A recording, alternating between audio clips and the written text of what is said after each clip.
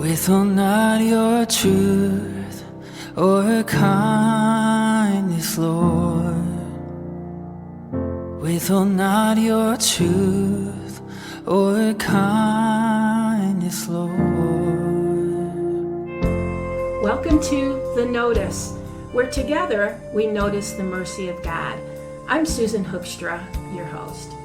On this episode of The Notice, I'm joined by author and radio host Rachael Jenneman for a conversation about hyper-independence, that need to do it all ourselves and never ask for help. Yes, it can look like strength, but often it's rooted in fear or disappointment. Yet God invites us to something different, to rest in His mercy and to trust that we don't have to walk alone. So settle in and let's take notice of God during hyper-independence. Well, I'm excited to welcome back Rachael Jenneman to the Notice podcast. This is your third time. You keep writing books and stuff. Hey, I'm going to keep going. I'm not stopping anytime soon. Well, for those who don't know her, Rachael is a radio host for WLGN for Northern Michigan Radio. She's a speaker, a podcast host, and author of 2 books, Real War on Women and Underachiever. She is a wife and mother of 3, and when she's not busy with all that, she is in the final stage of completing her devotional called Stop Sucking It Up. And this is about hyper-independence. Yes. Okay, Rachael, how did you get interested in this subject of hyper-independence? Okay, so I'm going to just share like a backstory. So I have some friends out at Bethel Church in California, and we teach an author school. So they had us all out to do like a little mini retreat. And one of the gentlemen, he's actually, if anybody listens to K-Love, he does the Pastor Minute on there. His name is Francis Unfuso, and he is one of the author coaches with me, and we were just doing some prayer time, and he just was praying over me, and he says, you know, Rachael, and he's trying to say this in the nicest way possible, but he's like, it just feels like you've never really had a hug. You need a hug. Wow. And that kind of sparked something in me, because he says, you've had to do so much on your own, and now you're constantly pushing, you're constantly trying to persevere, but you don't know how to be held. Like, you don't know how to be held by the Lord. I think I chewed on that for a really long time, and then just over time, I just started really digging into this idea of what it's like to be a hyper-independent person. And really, my relationship with God can oftentimes be a transactional. But also just... That's really honest. Yeah, I mean, I'm one of the most honest people you'll meet. There's not much of a filter there. But if my relationship can be transactional, but also there's that lack of trust. Why? Because I've had to do so much on my own for so long. And I've had to really dig back into my history and into my childhood. And why is that? Well, hyper-independence happens from forced independence. Okay. Forced independence happens in 2 ways. Either a person was forced to grow up way too fast, or they were betrayed by someone they loved deeply, or it's both. Okay. Now, I have a lot of things in my past that forced me to grow up fast. I think the biggest one that I feel comfortable sharing, because it's not going to hurt other people, is that I grew up with a severely autistic brother. Right. Some people know that, some people don't. And I know autism is a hot topic nowadays. We've been dealing with autism for 40 years, like before a lot of these special ed teachers were even born, right? I mean, there was never, back in the 80s of diagnosis, there was not a spectrum. It was either you're autistic or you're not. And back in the 80s, when you were given a diagnosis of autism, I mean, we were some of the first generations to actually keep our autistic family members at home. In the past, many autistics were labeled maybe mentally retarded, because they didn't fully understand autism back in the day. And a lot of them were put in institutions. So again, we're one of the first generations to really keep our family member at home. Growing up, a lot of the brunt of autism, it's not like it is today where you have so many amazing resources, especially in our area. Right. This is a great area to have an autistic child, if that sounds odd, but we have so many great resources where we are. And I'm glad that we landed where we did, because my parents divorced and we moved to Traverse City. And wow, what a blessing that was, because even back, we moved here in the 90s. Even then, there were resources here that you weren't really going to get anywhere else for people that had autism. And it wasn't an everyday name like it is today. But even though my mom was really the one that took the brunt of what autism brings, what a lot of people don't talk about are the siblings of severely autistic people. There's a lot of resources for parents and a lot of resources for the child themselves, and there should be. But oftentimes the child is kind of left to the side. And not, I mean, my mom's a great mom, and she did everything she could to make sure that I had a great childhood. You know what I mean? So I am not trying to put my mom in a category of she ignored me or anything like that. That's not what I'm trying to do. I'm just trying to communicate that siblings of disabled people, they have to grow up really fast. Right.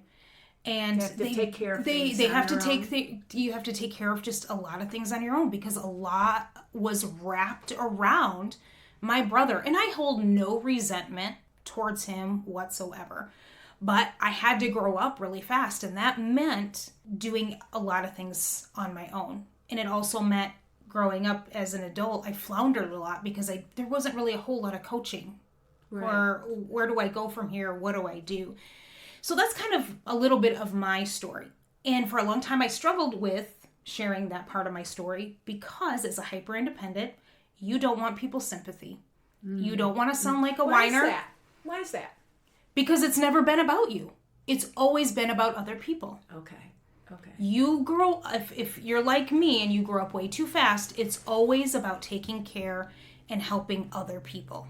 This can happen, forced independence can happen by a divorce. It could happen with your parent or sibling having a chronic illness, or even a parent or sibling passing away. Right. Your parent leaving, just, up and leaving the entire family and abandoning you. So there's a lot of different ways that can happen. And I've been asked, well, what about a person that suffered the illness? What about them, that maybe they had childhood cancer or whatever? Wouldn't they be hyper-independent?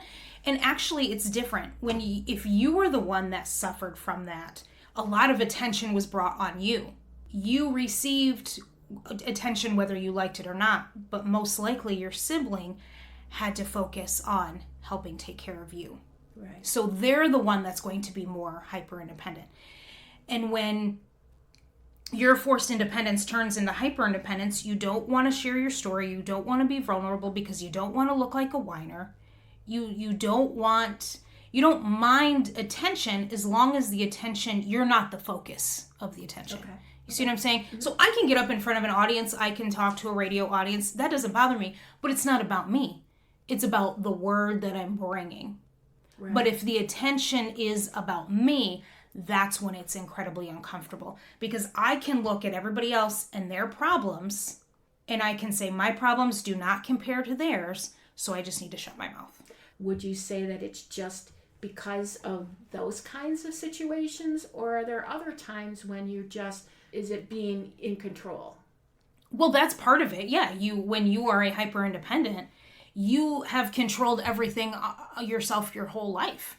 So yeah, there is a control element to it, but I wouldn't say that if you have control issues, you're hyper-independent. Great, gotcha. Yeah. I want to clarify that. Also, I wanted to clarify a little bit, because when I work with clients, I work with some abuse victims or people who have been betrayed, and they've experienced some trauma. A lot of times, a lot of my clients, it's very normal for a lot of clients who have been in with abuse to be hyper-vigilant. Mm-hmm. Okay, now hyper-vigilance is just a little bit different, because that's the kind of like state of constant alertness, because you're always like scanning for for danger or rejection or something that could go wrong. And that's usually from trauma or chronic stress.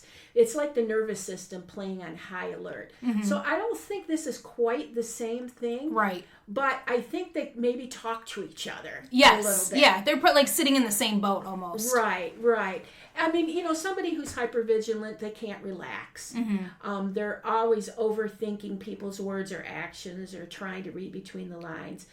They might be startled if things feel uncertain. And then spiritually, it can show up as you want to just stay in control. But what I see you're saying is, I'm going to take care of this because I don't want to be a burden to others. Oh, 100%. Okay. Yes. Right, yeah. You're used to taking care of somebody else or putting other people first. So I'm not going to ask for help. I mean, earlier you asked me for prayer. Was there anything specific I wanted to pray for? I'm not doing that. Like, you can give me a general prayer, but to go back and do something specific, oftentimes that is very difficult for a hyper-independent. One, because I'm bringing attention to myself. That is not necessary. And two, I'm being a bother. Even though you're not bothered by me. And spiritually, so the concept of receiving is challenging. Yes. So talk a little bit about that, because I know many people listening can relate to this. Always being on guard or feeling like they have to hold everything together. So tell me just a little bit more about how you live that out. What's funny is it is very difficult to receive, but at the same time, we get angry if something's not offered. So, okay, let me give an example. Hyper-independents are hard workers because they've always had to be. They've always had to push through. They've had to persevere. Perseverance is their middle name. They just know what they're doing. This is going to make me sound like a terrible Christian, and that's fine. Like I said, I have no filter. So I remember when my husband and I don't know, we've been married maybe 5, 6, 7 years. He was working at a job that was 6 days a week, like 10, 12 hours a day. I barely saw him. Wow. So he was constantly gone, stressed out. I had just 2 kids at the time, and they were quite young. And I was just stressed to the max. Like, I really struggled with being a mom those early years. Now I love being a mom. Like, teenagers are awesome. Like, I will do teenagers all day long. But back then, I was exhausted. I was tired. And we were just, we didn't have a whole lot of money. And I'm with the 2 kids. They're in the back seat. They're crying. They're whining. I'm shot because I've had very little sleep. We're driving down the road. And I'm so hungry. All I want is just to stop at Mancino's and grab a slice of pizza. But I'm like, nope, there's food at home. Can't do it. I look over. I'm driving. It was down Garfield Road. I'm driving down and I stop at a stoplight. To my right is an oil change station. And it's going to sound so horrible. It says, free oil changes for single moms. And I was so angry because I was working so you felt like a single mom. I felt like a single mom. Like, yes, I get to be with my kids more than a single mom does. But I felt like a single mom. I had been working so hard to make sure to keep our family afloat and to create a home and to do what I could with the kids. And my kids were going through some special needs stuff at the time where I was working closely with ISD and, therapies and all that stuff. And I was just stressed to the max. And all I could think was, where's my free oil change? Out of all the work that I'm doing, why can't I get a free oil change?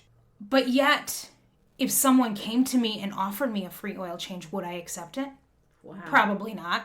You know what I mean? So it's like this constant torment of, I don't want to be a martyr, but at the same time, I'm making myself out to be one. So from a faith perspective, does this hyper-independence interfere with your relationship with God? Yes, because I don't trust God. And it's very difficult to submit everything. And I don't get it. Like, I look at all these people that are just super spiritual and that just can just submit everything to the Lord and go, God's going to take care of it. And I'm like, well, yeah, but faith without works is dead. And I need to work. And I need to work hard. But it's because I've always worked. Right. God does not have to earn my trust. But man, God has worked hard to earn my trust. You know what I mean? He doesn't have to do that. But because he's such a gentleman and because he's so loving, he slips in and he does all these little things for me to soften my heart, for me to, it's been a slow process for me, but to slowly let go and be okay with, okay, you're my dad. I mean, what is that like to have a loving dad that's there for you all the time? I don't know, but I'm slowly learning how to do that. This is a tough question, but is just being in God's presence enough? No, are you kidding me? Okay.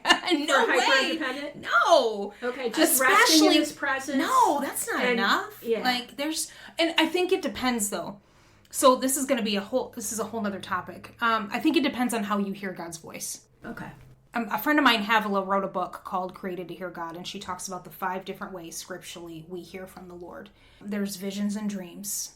There's the audible voice, or the voice of, like, you read the word and you see it, like that's God speaking to you, a hearer. There's seers. Oh, I said that, the dreams and vision. I can't think of all of them on the top of my head, but one of them's a feeler. Mm-hmm. And every once in a while, I will feel something from the Lord where I get super emotional and I'm like, wow, the Lord wants me to share this with them, but it doesn't happen very often. So when I'm in worship, when I'm in quote unquote God's presence, I don't feel it because I'm not a natural feeler. That's not how God speaks to me. Mm-hmm. I think I have felt God's presence probably, I can count it on my hand, the amount of times I've actually felt His presence. And or I've felt the anointing. Like, I'll go into worship and people will be like, oh my gosh, can't you just sense His presence? Can't you feel it? And I'm like, well, I feel like I need some ice cream right now. Like, that's what I'm feeling. I'm really hungry. I could really go for something to eat, but I don't sense His presence. And that's not wrong. That's okay. That's just not how God speaks to me. But again, there have been times when I have felt that. And why I don't feel His presence when I'm there, I don't know. I don't know. And it's funny how sometimes God, I will say something that I'm like, I think that's from God. And then I will say it to somebody and they're like, oh my gosh, that's exactly what I needed right now. That was confirmation. I hear that on the radio sometimes with you, Rachel. I hear you say something, I go, thank you, that was just from you. But I don't feel it. But you didn't even know. No. Okay. No. So yeah, you're here. You're sensing His presence. You just can't. Yeah, it's just not the feeling. Right. Like, I can sense there's, one of the 5 is also a knowing. Sometimes there's just a knowing that people will go, why are you going in this direction? I'm like, I can't explain it. I just know this is of the Lord and this is the direction I need to go. And that's really where God speaks to me the most. So we're talking about, our relationship with God, but what about other people? Mm-hmm. How does being a hyper-independent affect your relationship with other people? It is a very good way, if you are going to operate in hyper-independence, it is a very good way to push others aside and to isolate yourself. If that's your goal, then congratulations. Good job. That's it. There's a funny story I want to tell you about. Some years ago, I was just getting into songwriting, and I love to write music, but I don't sing very well. I mean, I can carry a tune, but I just don't have a naturally projected voice that would really resonate with other people listening. So I remember saying to my husband, well, why would God do that? Why would He give me like the ability to write a song, but not the ability to deliver it? Oh, okay. Yeah, that's a good question. Okay. Mm-hmm. And I thought, why? I'll never forget this. He said to me, my husband said, well, and he thought about this for a minute, as he often does, and he said, maybe God just wants you to collaborate. Yeah. I was thinking of that story when I was preparing for this episode because I thought at some point God wants us to be in communion with other people, and He wants us to collaborate. Mm-hmm. And if we can do all these things and we have all these capabilities and we can do all these things, then how would we really rest in being with another person? Right. So tell me how that plays out, that you've seen that play out in your life, or just what you've seen in other people that you know who are hyper-independent. Well, this is not in the devotional, but I will tell you this story. My husband and I had been married 8 months. And one night, I just wasn't feeling very well. So I went to Myers, which was on the other side of town. And I was gone a long time. And my husband's wondering, where the heck is Rachel? And I was at Myers because I was in the Myers bathroom taking a pregnancy test. And let me tell you, I was not, quote unquote, ready to be a mom. And nor did I want to be a mom. And I cried all the way home. And I said some prayers that I would never repeat. And yelling at Jesus, I get home. And, my husband opens the door. He was about ready to go look for me. But here I was. And I shoved the pregnancy test in his face. And he's just like, okay. And we just laid in bed all night like we could not sleep because we're going, how are we going to do this? Right. How are we going to raise a child? We are living in an apartment that is not a good place to have a child, for one. And second, we don't have a ton of money. How are we going to earn enough money for a child? Like all these things. Because in my mind, I have to figure this out. Right. Here I am married, and here I am supposed to be depending on a husband, but I was also raised, you don't depend on a man, right, especially in this feminist culture. You do not depend on a man. I can't depend, in my mind, even though I'm a Christian, I can't depend on my man, and I have to have this figured out. And now I'm stressed and I can't sleep because, one, I don't want a baby, and second, this is new territory for me and I don't know how to figure it out. And it took me many years to realize one of the main reasons why I was so stressed was because I did not know how to depend on my husband. God had called us to be married and to be one. He was working in ministry at the time, so I was kind of the breadwinner. And I was fine with that because it meant I was in control. Right. I was in control of the finances, and I knew exactly where everything was going, and all the bills were paid. Like I had everything under control. But now all of that is turning upside down, and I have to depend on him. And now, as a hyper-independent, this little child is going to depend on me. I don't want someone to depend on me. I want to be my own person. And we'd only been married 8 months. So I'm going, I just got this guy. Right. Now I've got to wait at least another 18 years to have him back. So I was like, I'm going through all these things. Now we've been married 20 years and I'm like, heck yeah, I depend on him. But it took me a long time. And how easy would it have been for me to push him away and really emasculate him because I want to say, I don't trust you. I can't depend on you. When he gave me no reason not to depend on him. So when we're doing all these things on our own and we're having a hard time depending on other people and we don't feel God's presence or whatever, how can we notice God in all this? I mean, give me some examples of how you noticed God in your hyper independence. I think honestly, it's going to be different for everybody, and I know some people will disagree with this, and that's fine, but we need to be praying for experiences with the Lord. And I know that there's a group of people that will say it's the Bible and that's enough, and we just need to worship Jesus. And I agree. We need to be reading the Word, and we need to be worshiping Jesus no matter what our feelings are. But again, God is not a transactional God. Right. He is a relational God. Right. And He loves us individually. That means that we can have individual experiences with Him. And here is the first, I think, really true experience I had with the Lord, knowing that He was there for me and He wanted to walk with me. I have divorced parents, both remarried, and in one household, I had a very passive parent and a verbally abusive parent was the other one. And could never do anything right. It was just very difficult to be in that home. I took that into my relationship with Jesus. I didn't grow up in the church, so when I became a Christian as a late teenager, I brought that in to my walk, thinking, well, that's obviously how God sees me. He's always going to criticize me, and He's not going to be there for me because He's passive. That's how I assumed God was, because that's what I saw. Sure. My husband and I, when we were newlyweds, the first Chronicles of Narnia came out. And I'm going to try and say this without tearing up. It's not going to work. But went to Chronicles of Narnia in the theater. And again, I did not grow up in the church. I've never read Chronicles of Narnia. I've never seen a play. I don't know anything about it except for that a Christian supposedly wrote it. Had no clue who C.S. Lewis was. Oh, wow. Okay. You know, I don't know anything. I'm just going to this movie because a bunch of our friends are going. Great, sounds good. we're watching this, and Aslan, the lion, comes on the scene, and I'm watching him, and I'm going, oh my gosh, this lion's amazing.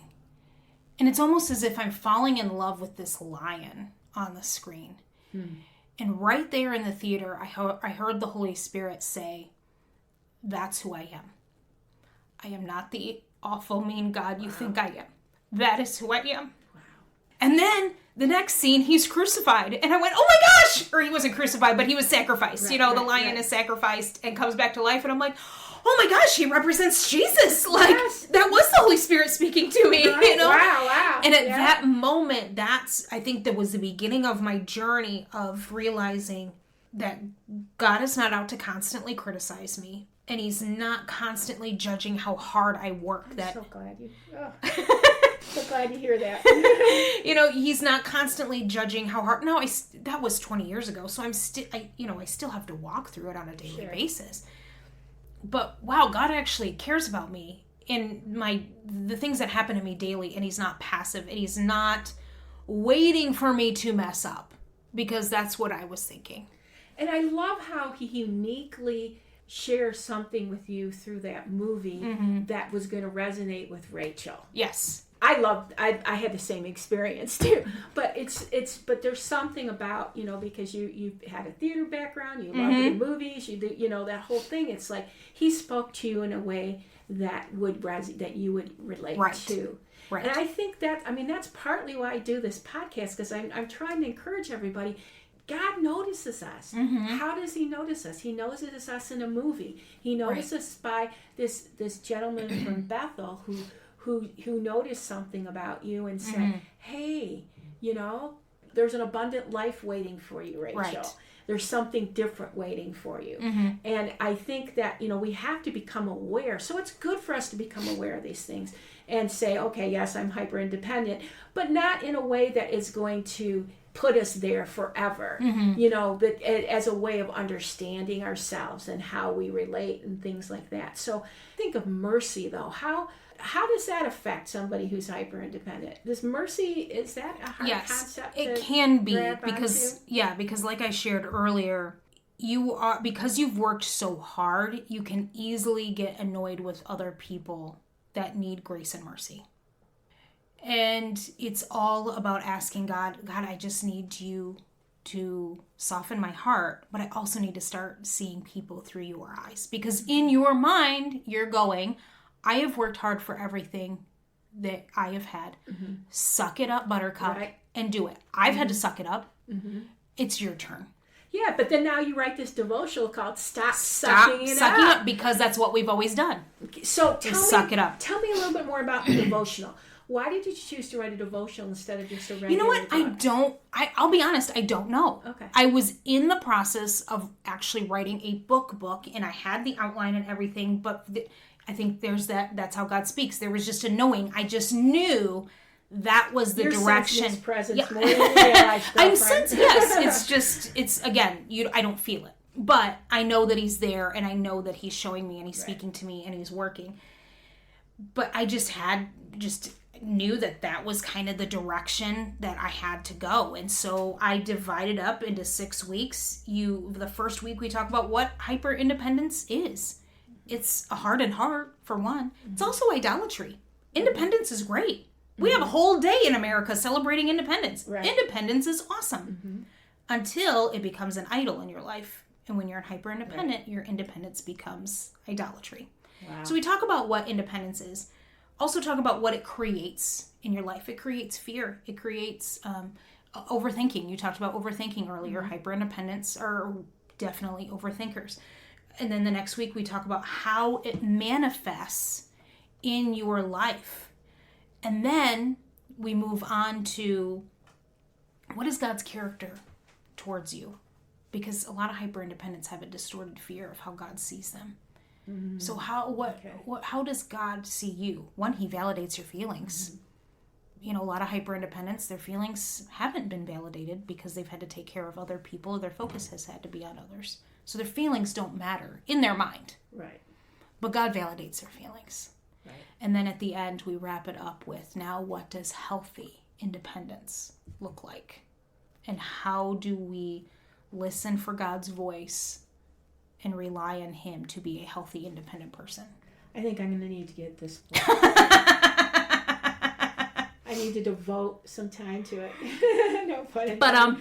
Some of the verses that come to mind when I think about this is, it's so easy. Now, I almost feel like this sounds like a Christian, buzzword or something, but Proverbs 3, 5, and 6. Mm-hmm. Okay, it says, trust in the Lord with all your heart and lean not onto your own understanding. Mm-hmm.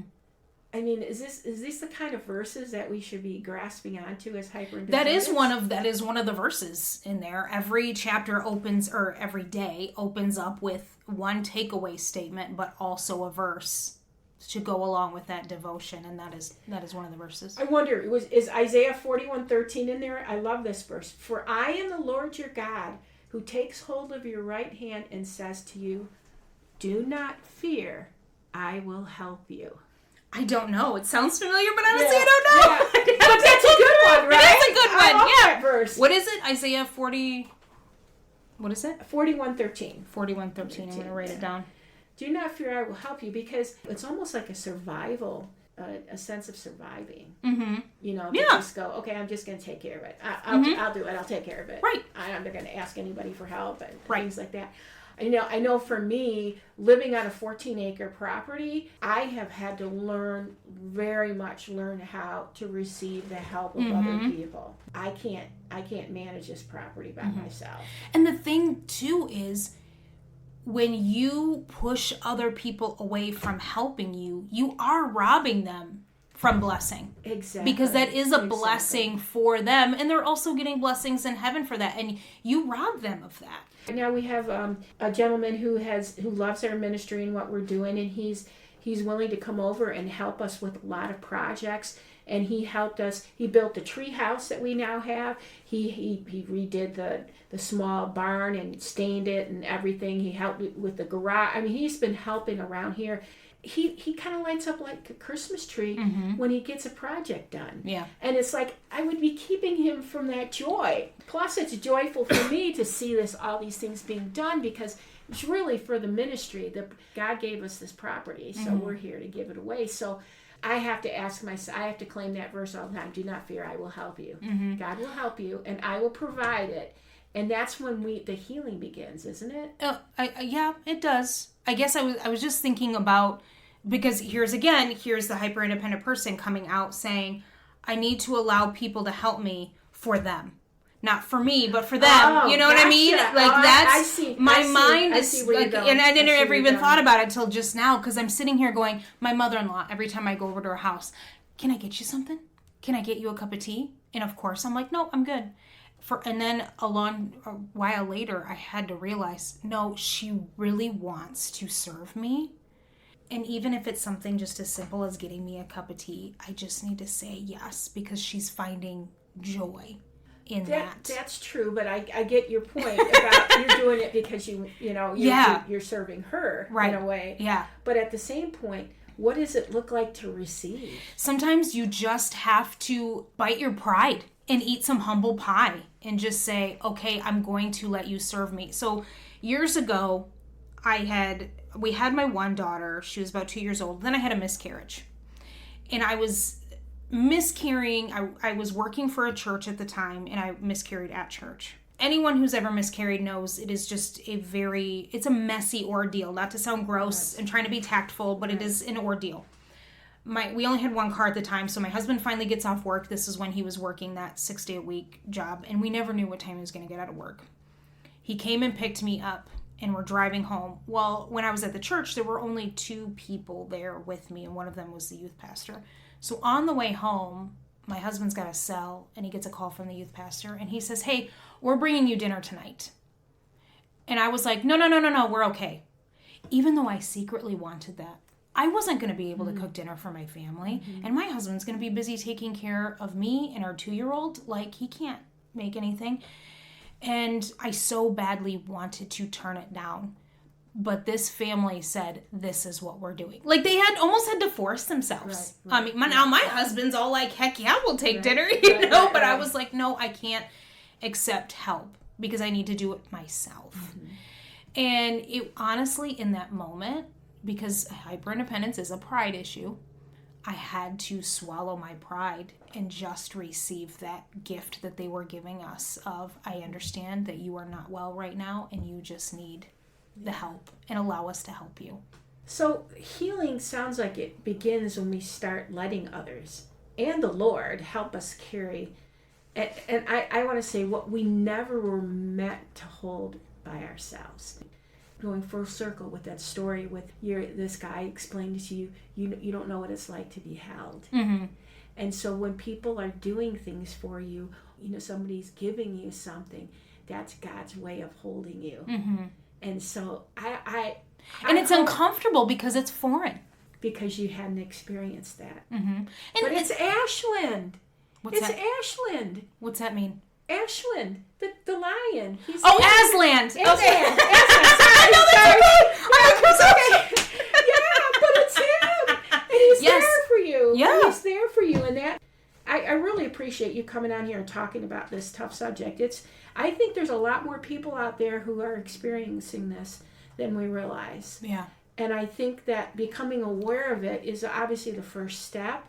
But I'm really looking forward to your devotional because I think it's really going to help. Now, it's going to be out the end of this in December. In the beginning of December, yes. So I know that's look for it on Amazon. Yeah, folks. and I understand that's close to Christmas time, but after Christmas, that's when a lot of people are purchasing their devotionals to start in January. So I wanted to make sure that it was available if anybody's like, yep, I need a devotional for January. So if they want to follow me, I'm on Instagram, Facebook, and TikTok. My handle is at Rachael Jenneman, and it's not that difficult to find me on social media. And so, folks, just stop sucking it up. Yeah, stop sucking it up. Just stop sucking up. No, but thanks for joining me, Rachael. And friends, if hyperindependence has been part of your story, please may you be reminded that God's mercy does meet you right where you are. You are seen, loved, and invited to lean on Him and on the people He's placed in your life.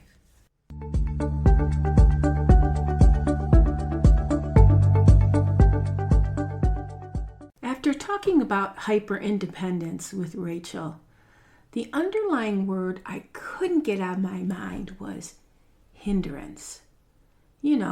Those things which provide resistance, delay, or obstruction.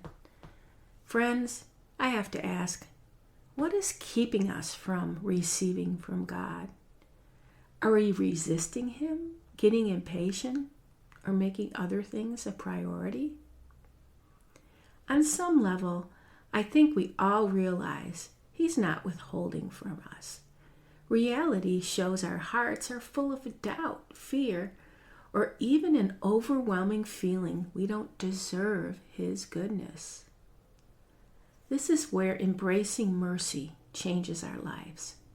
Mercy is the removal of punishment. If we're honest, punishment is one of our fears. We think we deserve to be punished, and friends, we actually do. But here's the good news. The best thing is that the work of Jesus on the cross tells us a different story. That hindrance of sin and its punishment has been removed. So here's the truth. God is already reaching towards us.